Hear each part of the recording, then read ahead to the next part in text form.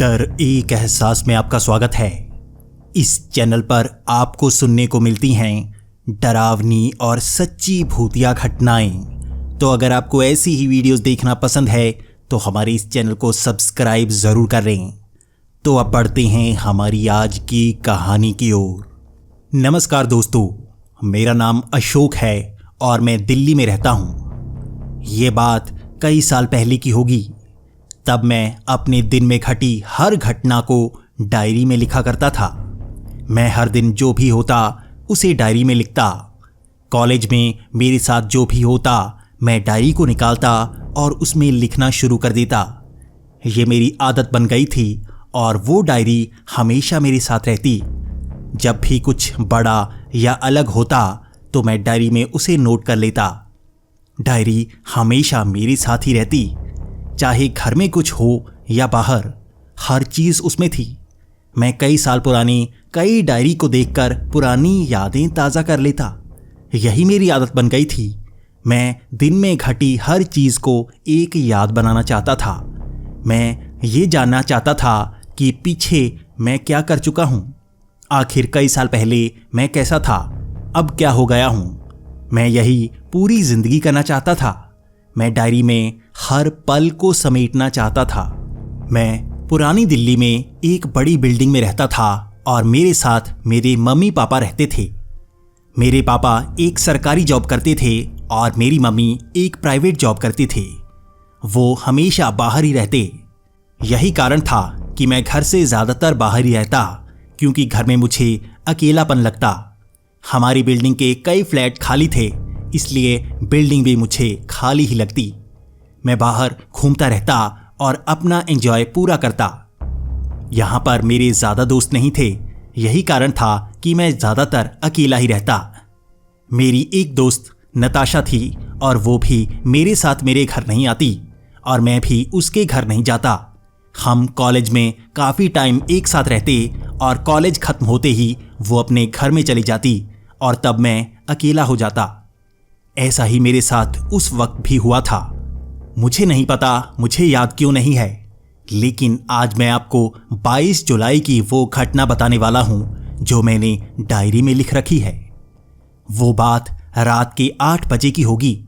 मैं खाना खाकर बैठा हुआ था।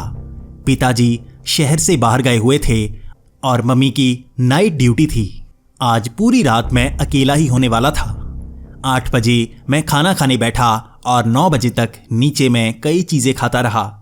कभी मैं थोड़ी सी चिप्स खाता और टीवी प्रोग्राम देखता, कभी मैं घर में रखी पुरानी जलेबियाँ खाने लगता। ऐसे ही मैंने 1 घंटा निकाल दिया था और 9 बजे मैं नीचे अब टीवी देख रहा था और मेरा पेट फुल हो चुका था। लेकिन साथ वाले एक कमरे से मुझे किसी के चलने की आवाज़ आई। पहले तो मैंने टीवी की आवाज़ कम कर दी। मुझे लगा शायद वहाँ पर कोई है, लेकिन उसके बाद मैंने टीवी की आवाज़ पूरी तरह से बंद कर दी। अब मुझे कोई आवाज़ नहीं सुनाई दे रही थी। ये जैसे किसी के चलने की आवाज़ हो, या ऐसा भी हो सकता है साथ वाले फ्लैट में कोई हो जिसने वो आवाज़ की हो और मुझे लगा कि कमरे से चलने की आवाज़ आई है। मैंने ज़्यादा सोचा नहीं और मैं फिर से टीवी की आवाज़ ऊंची करके देखने लगा, लेकिन मुझे फिर से ऐसा आभास हुआ जैसे कमरे में कोई हो। अब मैं ये सोच रहा था कि कहीं सच में ही कमरे में कोई तो नहीं, लेकिन ऐसे कैसे हो सकता है। यहाँ पर फ्लैट में ऊपर चढ़ पाना इतना आसान नहीं, और वैसे भी यहाँ से ज़्यादा सिक्योरिटी कहाँ होगी। तो मैं टीवी देख रहा था। 10 बजे तक मैं ऐसे ही टीवी देखता रहा और उसके बाद मैं कमरे की तरफ बढ़ा। कमरे में काफ़ी अंधेरा था और मैंने जैसे ही कमरे का दरवाज़ा खोला तो मुझे सामने चमकती हुई 2 आंखें नजर आईं। वो मेरी अलमारी के ऊपर से चमक रही थी। मुझे ऐसा लगा जैसे ये कोई बिल्ली हो, लेकिन बिल्ली की आंखें इतनी बड़ी नहीं होती। मैं काफ़ी ज़्यादा डर गया था। मैंने एक झटके से लाइट जला ली और मैंने देखा एक बहुत ही अजीब सा जानवर मेरी अलमारी के ऊपर बैठा था। मुझे नहीं पता वो क्या था। वो ना तो इंसान था ना जानवर। उसकी बड़ी बड़ी आंखें जैसे बिल्ली जैसी थी। उसके बड़े बड़े दांत थे और उसका शरीर जैसे चमगादड़ जैसा, बिल्कुल काला। ये बहुत ही अजीब सा जानवर था और सबसे अजीब उसकी टांगें दीवार के बीच थीं, जैसे वो दीवार को चीर कर आया हो, जैसे वो दीवार के आर पार आया हो। मैं डरा सहमा सा वहीं खड़ा था, जैसे मेरी टांगें जम गई हों। मैं हिल नहीं पा रहा था, ना तो मैं पीछे जा पा रहा था, ना ही आगे बढ़ पा रहा था। मैं जैसे ही पीछे भागने की कोशिश करता, मेरी टांगें जैसे चलती ही नहीं। मैं थोड़ा सा चलता, बस वहीं पर मेरी टांगें जैसे जम जाती। मैं चीखने की कोशिश करता तो मेरा जैसे गला जाम हो गया था। बस मेरे हाथ चल रहे थे और मैं ये सोच रहा था कि मैं क्या करूं। तभी मैंने देखा कि उस जानवर ने जैसे बड़ी सी छलांग लगाई हो। उसने मेरे ऊपर छलांग लगा दी थी और जैसे मेरे ऊपर वो चढ़ गया हो। अब मेरी टांगें चल रही थी, वो मेरे सर पर बैठा था। वो मुझे बिल्कुल भी भारी नजर नहीं आ रहा था, लेकिन मुझे नहीं पता वो क्या था, वो क्या चीज थी। वो मेरे सर पर चढ़ा हुआ था और मुझे जैसे चक्कर से आ रहे थे। मैं धीरे धीरे अंधेरा सा महसूस कर रहा था। मुझे कुछ समझ नहीं आ रही थी, तो मैंने सोचा कि मैं बाथरूम की तरफ भागता हूं। पीछे मैं जाना नहीं चाहता था, तो मैं भागकर बाथरूम में गया और वहां पर मैंने एकदम से जैसे शावर चला लिया हो। मैंने शावर चलाया और पानी मेरे ऊपर जैसे ही गिरा तो वो जानवर जैसे चीख कर भागा हो। वो फिर से कमरे में चला गया था। मैं डरा सहमा सा यहीं शावर के नीचे खड़ा था। मैं जैसे ही कमरे के अंदर देखने लगा तो वो फिर से दरवाजे के सामने आ गया था, लेकिन मैंने जैसे पानी के छींटे उसके ऊपर फेंके हो। मुझे लगा जैसे पानी गिरने से वो भाग रहा था, जैसे पानी गिरने पर उसे दर्द हो रहा था। मैं ये सोच रहा था कि अब मैं बचूं कैसे। मैं जल्दी से भागा और वो जैसे दरवाजे के सामने आकर खड़ा हो गया। वो मुझे कमरे से बाहर जाने नहीं देना चाहता था। इतनी तेजी से सब कुछ हो रहा था, मुझे तो कुछ समझ नहीं आ रही थी। मैं बाहर जाना चाहता था, लेकिन वो जैसे मुझे बाहर नहीं जाने देना चाहता था। मैं जल्दी से जाकर अलमारी में छिप गया। मैं बाहर देख रहा था।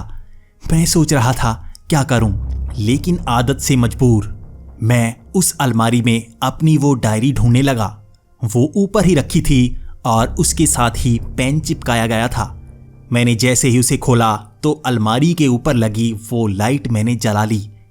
मैं इस सब को इसी तरह अलमारी में बंद होकर नोट कर रहा था।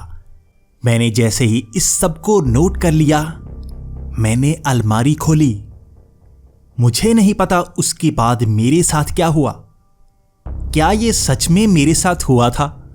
मैंने डायरी में ये क्यों नोट किया है और मैंने इसे कब नोट किया, मुझे तो नहीं पता। क्या किसी ने मेरी डायरी में इसे नोट किया है? ऐसी घटना मेरे साथ हुई ही नहीं। मैं कभी अपने कमरे में गया हूं और इस तरह से वो क्या जानवर मैंने बताया है, पता नहीं वो वैम्पायर है या क्या, या मैंने वैसे ही बोर होते हुए अपनी डायरी में इसे लिखा। मुझे कुछ याद क्यों नहीं आ रहा। 22 जुलाई, मुझे याद है रात को मैं टीवी देखता रहा था और उसके बाद मैं कमरे में गया था।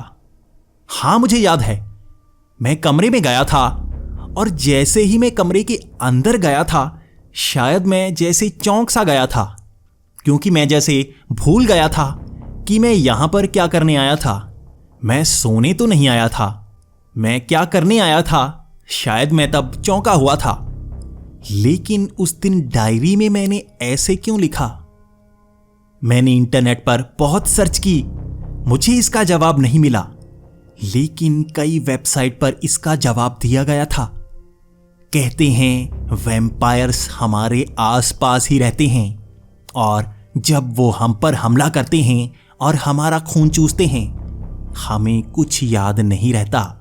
क्या सच में उस दिन मेरे साथ यही हुआ होगा?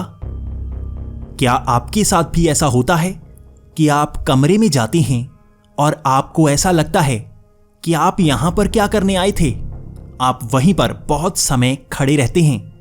आप ये जैसे भूल जाते हैं आप क्या करने आए थे? यही होता है वैम्पायर का हमला। वो कुछ ही मिनटों में हम पर हमला करते हैं और हमको सब कुछ भुला देते हैं और हमें ऐसा एहसास होता है कि हम उस कमरे में क्या करने आए थे। आप भी कमेंट्स में ज़रूर बताएं, क्या आपके साथ भी ऐसा होता है या नहीं।